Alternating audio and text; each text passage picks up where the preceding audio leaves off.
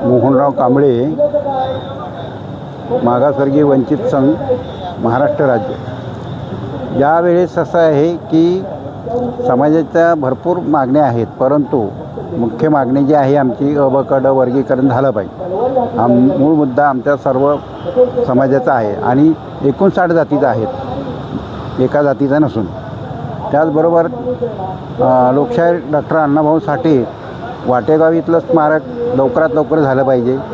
तसंच चिरागनगर या ठिकाणी पण डॉक्टर अण्णाभाऊ साठे यांचं स्मारक व्हावं आणि तिथल्या रहिवाशांना तिथंच म्हणजे तिथंच पुनर्वसन करावं।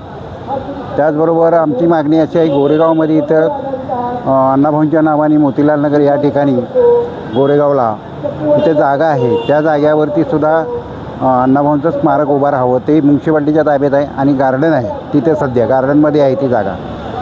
तसंच महामंडळासाठी जागा अंधेरीमध्ये उपलब्ध आहे।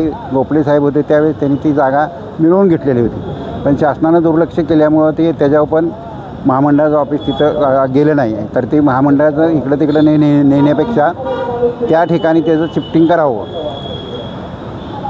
चौथा मुद्दा जो आहे तो RTचं जे कार्यालय आहे ते मुंबईमधून बाहेर न्यायचं असं सरकारचा मानस आहे, परंतु आमचं असं म्हणणं आहे की मुंबई हे संपूर्ण राज्यातले लोक इथं येतात आणि त्या ठिकाणी त्याचा फायदा मुंबईमध्ये जर ठेवला तर त्या लोकांना, समाजाला त्याचा फायदा होईल। RTचं कार्यालय सरकारी बिल्डिंगमध्ये ते शिफ्ट करावं अशी एक मागणी आहे। त्याचबरोबर आमची जी सर्व समाजातली जी मागणी आहे सगळ्यात महत्त्वाची, महामंडळाचं जे कार्यालय आहे ते मुंबईच्या बाहेर नेण्यात आलं आहे, तर ती कार्यालय मुंबईत असावं ही एक मागणी आहे।